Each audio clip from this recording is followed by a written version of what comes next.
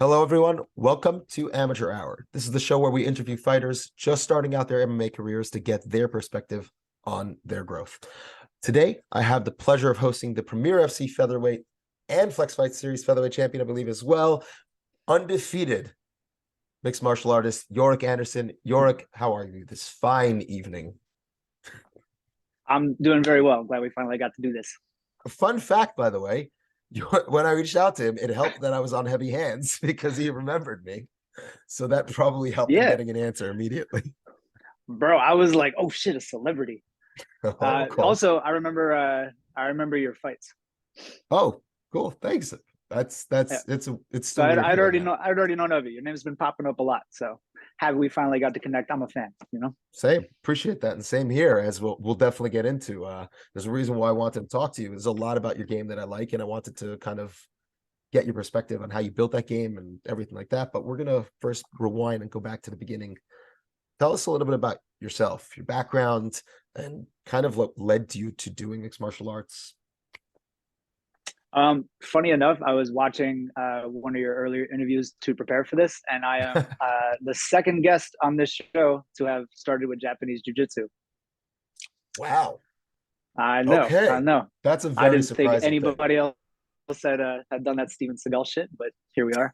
Uh, nah, I never even watched fighting or anything like that. The first time I walked into like a martial arts gym, I was an athlete growing up. I was a competitive swimmer, and Mhm. then when I got too old for that, I started to get fat because I didn't know what a calorie was because I was swimming like 17 miles every day. So I was like, damn, I should probably do something. I don't want to be fat. So I found like Japanese jiu-jitsu nearby, and I walked in, and I mean, it would later on become my good friend and brother-in-law was training there. He looked like he knew what he was doing. I walked up to him and I was like, "Hey man, can you teach me to kick people in the head?" And he was like, "Oh yeah, definitely." And like fucking here we are now, kicking people in the head. From there, like kind of bopped around trying different things. When I moved to Brooklyn as like a teenager, I met like a couple of times. It was kind of funny, and like like years later, you look back at shit in retrospect, and you're like, "Oh, it was ill-advised and dumb," but happened to pan out. My first Muay Thai fight, I didn't I didn't know the rules. I like had trained for 2 months. Uh, I dropped the guy, and I didn't know that you had to wait in like a neutral corner. So I dropped him. The ref's doing the 8 count, and I'm like, "That's what's up. That's what I'm talking about." Like flexing and walking around and shit. And then he's like, "Yo, what the fuck are you doing? Go stand over there." And I was like, "Oh, okay, over there." Yeah, I was wearing basketball shorts. I like showed up to fight in Oh, you basketball pulled a shorts, and Cody my coach was McKenzie. like, "Just." I did. I fucking. I don't even play basketball, so I don't know why I had those shorts. But yeah, I showed up in basketball shorts, and my coach was like, my coach Ken was like, just take these tie shorts. Just wear those. Wear those. Like, don't embarrass us out there. I was like, oh, okay, all right. So yeah, kickbox for a while, Mhm. and that whole time I was kickboxing, doing Muay Thai, Sanda, if you know what that is. It's like Mhm. you remember Kung Lee, like Chinese Yeah, style it's kickboxing the with like wrestling kickboxing mixed with in. wrestling. Yeah. Yeah, yeah. But when you hit the floor, you stand up like God intended. I'm sorry. I don't mean that. I don't mean that. I know you like No offense taken. I understand. but yeah,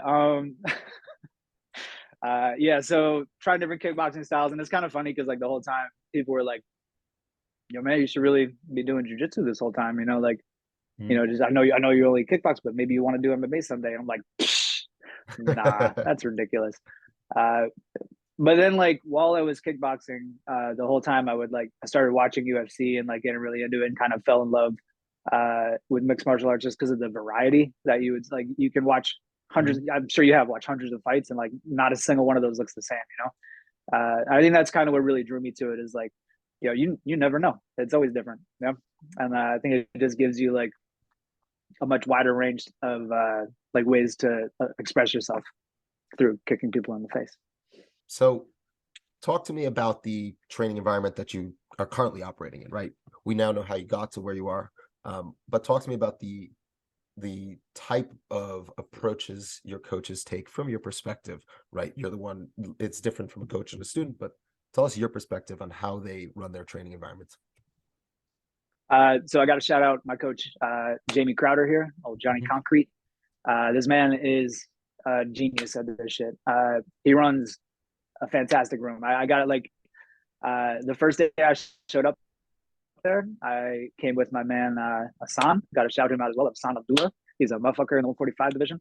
But he's the one who brought me over there. I met him training in Jersey, and yo, I was so nervous my first day. Like I was coming in and like I don't know, you play things up in your head. I'm just going in there and I'm like, shit, man, like everybody's gonna fucking try to knock me out. Like I'm about to fight 10 guys. Like, yo, my fucking stomach was being weird, and I was like, here we go. And I went in, and everybody's just like, oh hey, what's up, man? Oh yeah, I know. Is it great to meet you? Yeah, I've seen you fight before. Everybody's like super friendly, and I'm like, all right, like everybody's friendly now. Wait till we start sparring. And we started sparring, and everybody's just nice as fuck, just super polite. They were just very Mhm. politely beating the shit out of me. But yeah, Jamie runs a very, very tight room, and just like I'm trained at a lot of different gyms, and a lot of different like great gyms, like gyms that I would be happy to jump into any day of the week. But like the way he runs things, you know what you're going to work on every day when you show up. You repeat skills over and over again. You build off of those skills. You layer things. Uh, you like we go live every single day, which I think is something that helps a lot. It's like in a room where you can go live every single day without like, you know, losing all your brain cells or like breaking all your limbs. Like I said, it's a very well run room, but like you're able to practice those skills and then immediately reinforce those skills or explore those skills more in like a live environment immediately after. It's different though. There's like some magic in that room right now. Like a lot of high level pros, high level amateurs. Everybody's just building off each other. It's great to be there. I want to jump off that then into this next question, which is about what you were talking about, building and layering things one on top of the other. Because if I Mm-hmm. had the time to watch two of the fights that you sent me, your most recent fight as well as the fight with Zach Richard, and I want to touch on the Zach Richard fight first because one of the things that I that you notice as the fight's going on, and this went to the fifth round against a bigger guy, significantly bigger, what it seemed at least, and who just wanted to get you down and hold you there. So with such a, which is a very annoying thing to have to deal with. Uh, but you were building and layering throughout the fight, particularly with your strikes, doing a lot of combinations that were like at different speeds and rhythms. You were making sure to corral him in front of you, as we talked about beforehand, with those kicks to those round kicks. You were mixing it up to the body, the head, the legs, head kicks, body kicks, leg kicks. There's so much variety and layering. Um, can you go a little bit more in depth on like you said, you do a lot of drilling and then the live reinforcement. Go a little bit more in depth in that if possible. Sure. For the Zach Richards fight, I was not at Henzo's yet. I Mhm. recently got to Henzo's like after COVID when my other gyms had like shut down because of the pandemic. Ah. Also, shout out Zach Richards. That's a scrappy motherfucker right there. I kind of that was my first 5 round fight, which I think was a great experience as an amateur. Mhm. Because like even in my 3 round fights, like I always felt at the end like I have good cardio, and I do like to like chip away at people. I Mhm. love knocking people out, but like you can't always get that. So I think chipping away at people was a very good skill set. Uh, but I knew for that fight, like I was like, he is a hard guy to get out of there. You know what I mean? Very very scrappy guy. Mhm. So again, off the rip, like you said, like just wearing him down, wearing him down, wearing him down. Just meeting his insistence with my insistence. You know what I mean? Like, trying to get me down. And I'm just nope, nope, nope, nope. And then eventually, come out ahead. But yeah, so going over to Henzo's, uh, we'll repeat like the same drills like over the week, and then like as the week goes on, they get more intricate. There's more layers added on. Then the next week maybe we'll introduce something new, and then like a couple weeks from then we're coming back to those same skills that we've like had introduced over that. So it's very rare that you'll like you're not very rare, but you're not gonna walk in and just all of a sudden like everything's gonna be new. Like, oh man, I've never done any of this before. There might be an element of like new things that you can build on, but it's always built on like a solid base of like the fundamentals that we train all the time. And then with like a fight coming up, sometimes like with a specific opponent, Mhm. uh, if you know I or my coaches see something that's like uh, that we think is going to work against them, Mhm. we're able to kind of layer it in with the drills as well. They're like myself autonomously, like within the drill, I'm able to like, all right, how can I apply this like aspect that I think will work against them? How can I like work on this shot that I think will like be good for this opponent? Right? I just wanted Yeah. to actually say, so I know I'm at Marcelo's. Mateus Mm-hmm. Diniz is instructing exactly as you described it just now. Yeah. So Yeah. I was going to say like that style is so effective. Like you pick things up so well. It really isn't like like I think like one of the most important things is like people say like, oh, practice makes perfect, or like, oh, like the difference between an amateur and a professional is like an amateur like does it till they like get it right, where a pro does it till they can't get it wrong. But it's like, all right, cool, but what are you really doing? Like, like how are you doing that? It's cool to say, but how the fuck are you doing that, right? And like Thank a you. lot of these things, like it's a new, yeah. But So like stupid. something you mentioned beforehand, like filling the space, right, to like find the range Mhm. and stuff like that. Like that was a skill that we only really started working on like a little while before that fight, but just because everything else we had done like kind of played into that, I was able to use it just like a few weeks later against a Mhm. guy who was like pretty fucking good, uh so like I think it's like as well, like Jamie's working with a room full of people who are high level and competing a lot. Like it's very Mhm. rare like that one person has a fight coming up and that's it. It's normally like three, four, five of us have a fight coming up. So like, he can't like, be like, okay, today we'll work on this for a little bit for your fight and then this for a little bit for your fight. It's like it's stuff that like applies to the whole room. It's stuff that everybody needs, everybody like can use. And then like it's up to you to kind of tailor it to your own personality, your own style, and your own fights as you see fit. And of course he'll like step in and help you, but like he just makes it so easy for you to like uh improve. Like you can see yourself improve, like Dude, like that's one of the things that like like when they tell you like, oh, after you grapple for a really long time, the difference between a black belt and like a purple belt is like it's that feel for it, right? It's like yeah, they're just like they can feel your weight. I'm like, you could teach that. You don't have to learn it from 18 years of grappling. You could just teach it. And yeah. that's what I've noticed is like the difference between the best coaches and that's it, right?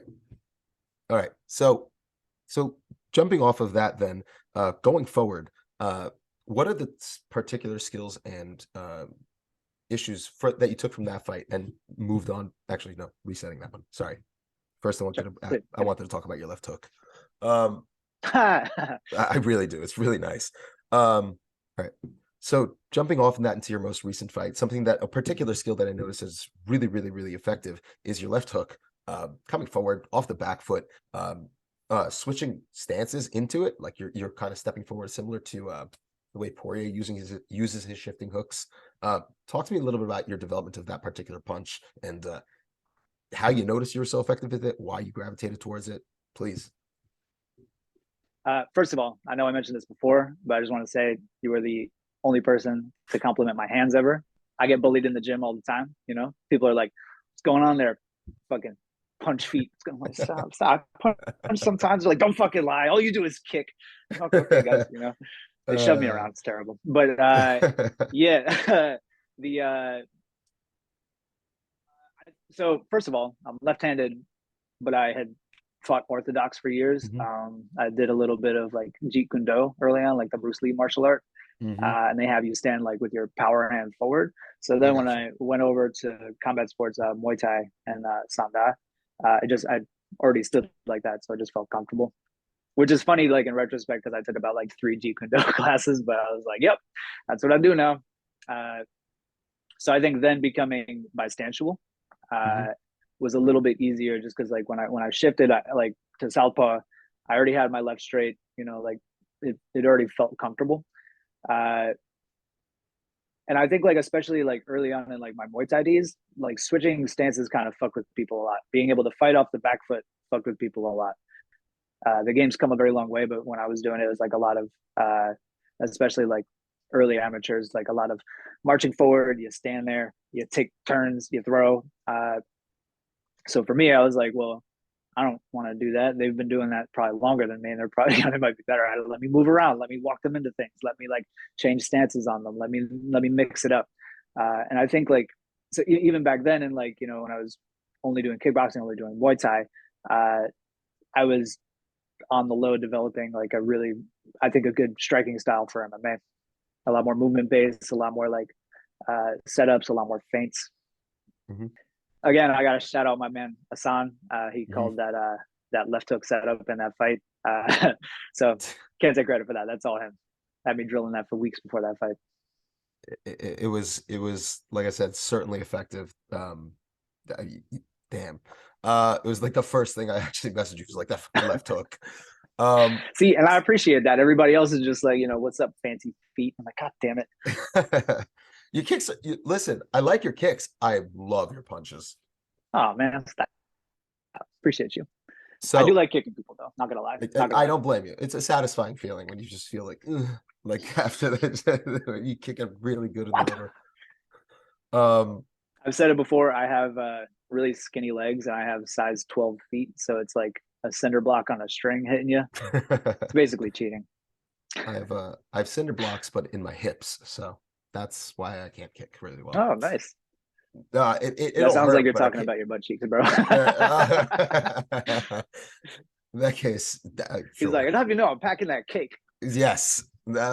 So a bunch of people on Twitter will tell you the same thing too. Man, everybody knows that this is where power comes from. True power comes from the cheeks. It's in the ass. It's always in the ass. That's why guys like It's in the ass. like Tyron Woodley was like just a freight train, right? Think of every powerful puncher, Yo, and man. they've all got asses. They all got cheeks. And don't fall edit for this that. out. You gotta leave this in. No, absolutely. Don't fall for that fake Benson Henderson bullshit where he has massive thighs. So it makes you think he has an ass, but he doesn't. There's no ass there. That's why he had no power. It does. Why do you think I use so many spinning techniques? It's a distraction. They're like, damn, he got that booty though. Bah, and that's it. Done. It's an effective and legal technique. This is a butt podcast now. I was on a podcast where we talked about the top 5 asses in MMA history. So yeah, this is my specialty. That's beautiful. Yeah, this is wonderful. I think that's my new career aspiration, is to make that list.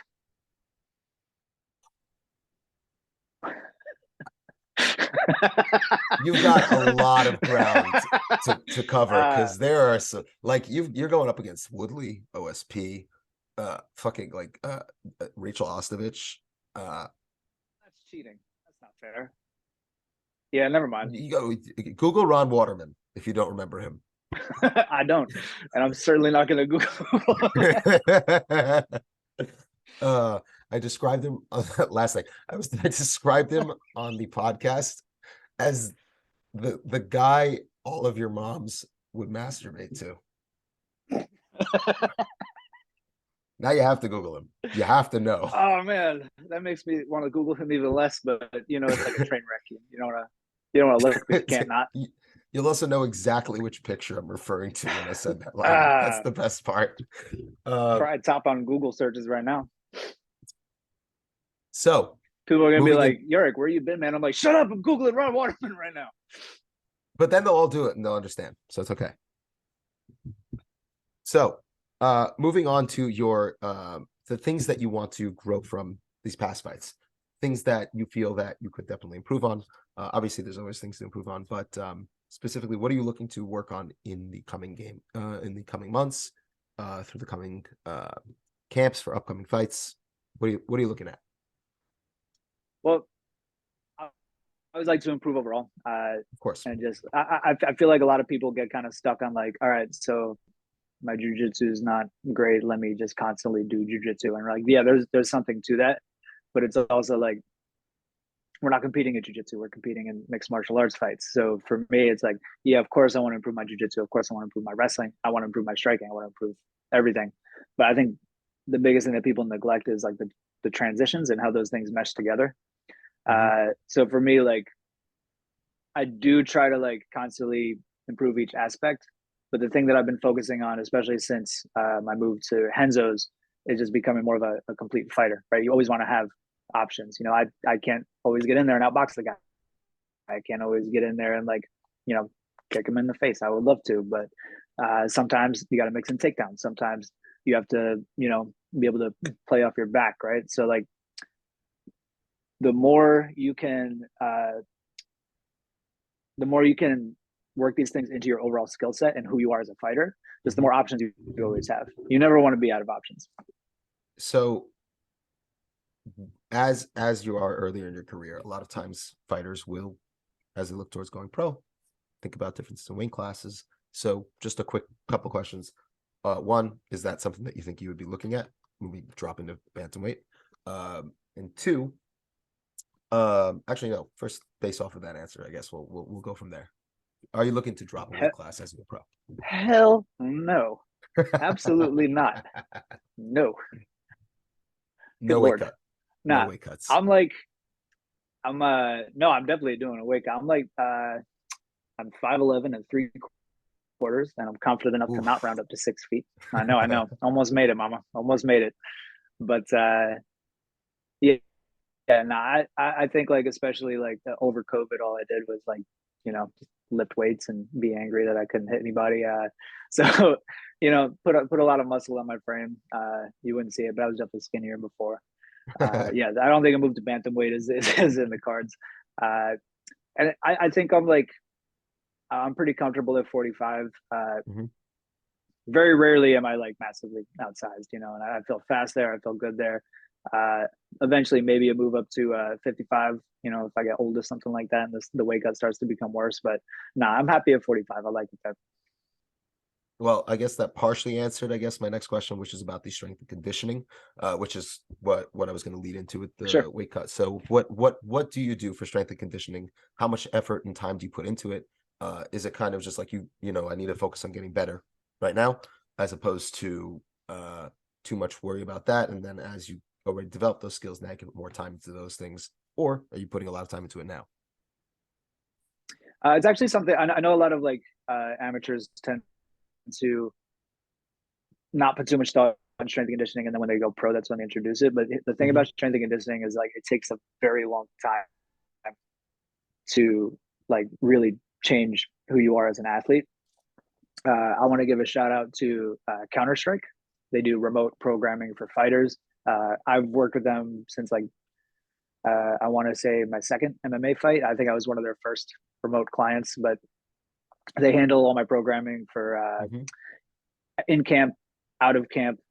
And I also want to give a shout out to my weightlifting coach, James Roy. He basically adopted me over COVID, and all we did just locked me in a gym with a bunch of weights. Came out like 180 something with abs, and then I was like, "Fuck, I got to diet down if I ever want to fight again." So, but yeah, like he taught me a lot about just like barbell technique and everything like that. But Counter Strike is great because it's not just like me, like I can only know so much, and what I want to know is fighting. So it's nice to just have one less thing to think about. They train a lot of, they work with a lot of UFC fighters, a lot of the Tiger Schulman's guy. I know you were interviewing Robert Varicio. You pronounced it correctly. Yes. And that's my homie right there. And I always looked at his name and I was like, Rob V, my man. But yeah. No, highly recommend amateurs, pros. I highly recommend hitting up Counter Strike. They'll take good care of you. They've gotten my cardio unbelievable for every fight. I feel like that's a really big advantage walking in there and just having a gas tank that you can really like rely on. And you watch other people start to fade. And I feel fresh after every round, So like, it's fighting. So you don't really get like a lot of like off camp time if you're trying to stay busy. So you don't get a ton of time to put on strength, but you make use of your off camp time. You put on strength. You work on like different aspects of your cardio and your conditioning, and then when it's time for the fight to come up, we focus a little more on being explosive and sprinting and getting the the cardio up like that. I probably do a bit more strength and conditioning than most fighters, and I'll end up doing like, especially other amateurs, I'll end up doing like 2-3 workouts a day because of it, and end up long days, late nights, early mornings. But that's what it is. You gotta love it. During like camp and stuff like that, just because of the nature of the sport, sometimes I will have to prioritize skill training. You never know when little injuries pop up, and like when your fatigue is just going to hit you and you're going to need to go a little bit lighter that day. But that's another thing that they're good with, is you can always hit them up and just be like, I'm burning out on this current schedule, can we shift it up a little bit? And they've worked with a lot of athletes, so they're like, they're good at like changing things as you go. Uh, well, and finally, what about your recovery? What do you do for recovery from all this work you're putting in? I flex in the mirror a lot of naps. No, I'm kidding. I don't know. I like I said, it's a long day. I try to like just live the lifestyle. So if I'm watching TV, I'm watching TV and I'm stretching, or I'm watching TV and I'm foam rolling. I try to make sure sleep is a big one. Hmm. That's probably the biggest thing. Like in camp, is I'd be like, all right, well, I'm done to talking to everybody because it's 9 p.m. See you guys tomorrow. And you just try to like if I get less than like 8 hours, I'm like, Jesus Christ, I'm dying, you know. I think Wow, that's an important thing, and one thing that like a eight lot of people hours, underutilize. Like, yeah, 8 hours, listen, you have eight kids. That's hours, cheating. 8 hours. Oh God. I'm having, uh, I listen, just can't be if you ever need to, you can come crash at mine for a little bit. It's okay. It's all right. Jesus Christ, that We'll sounds get you a good nap and amazing. everything like that. 8 fucking hours. Like you you have a lot of athletes who are just like, yeah, man, like I get up at 5 every morning and I run 17 miles, and then like, I go spar right after that, and then like, I jack off 7 times just to keep my heart rate up, and then like after that I'll go spar again. And you're like, all right, that's cool, man, but you feel like shit by like Tuesday. You know what I mean? Like if Yeah, I want to get up at 5:30, unfortunately, I need to go to bed early. Otherwise, like, I'm just missing a huge piece of the puzzle. I'm doing all this work over here, and then it's just, falling off a cliff. You know, why am I do that? Sleeping that's is a great. feeling I'm familiar with. Falling off a cliff. It's uh, speaking of, one of them just woke you up. ever So have? we're, okay, Oh we're no! gonna do Oh fun! we're gonna do the outro real fast. No, Real York, quietly. it's real quietly. York, thank you so much. I really appreciate you joining Yeah, me. this has been a pleasure. Dude, before we Uh, go, obviously shout everybody out. oh man, big shout out to the crew. Y'all are bastards, and I love you. Shout out Flex Fights for giving me a platform to kick people in the face. If you want to follow me on Instagram, I'll be announcing my next fight as soon as I get details on that. But we be working in the background right now. It's at YoRock MMA. That's the only social media I have. So don't ask me for Twitter or OnlyFans. We're not active there yet. Work on that second But one. yeah, it's yeah. Also, quick one. I just because got to use the platform. I'm gonna have a link in my bio, and I would like to send it to you as well for Sure. the uh, my brother-in-law died from cancer like a couple weeks before my last fight. So there's the International Cancer Advocacy Network. They have a fundraiser in his name just to help cancer research and finding a cure and all that. Fuck cancer. That link will be in my bio on Instagram if you guys are looking for it, or I'll send it to my men Ben Um, well, thank you for sharing that. Thank you for what you're doing, and we'll absolutely put that in the link in the YouTube video, in on Twitter, wherever we post it. Fuck cancer, obviously. And Yorrick, thank you, Yorrick, thank you so much for joining me. Really appreciated having you on. Excellent interview. Thank you, thank I you, was right. I was right about you. You know your shit. So man. have a great I night. also liked Can't wait for the next fight. the segment where we talked about cheeks for far too long. That's That was good definitely stuff. gonna stay. Yeah, that's staying in. So It's got to um, stay. Come on, can't get rid of that. Get rid of everything else. I'm gonna go take care of my kid, but You thanks go for take joining care me, of that, man. man. Have a great night. Yep. Thank you. Have a great night. Appreciate it. Later.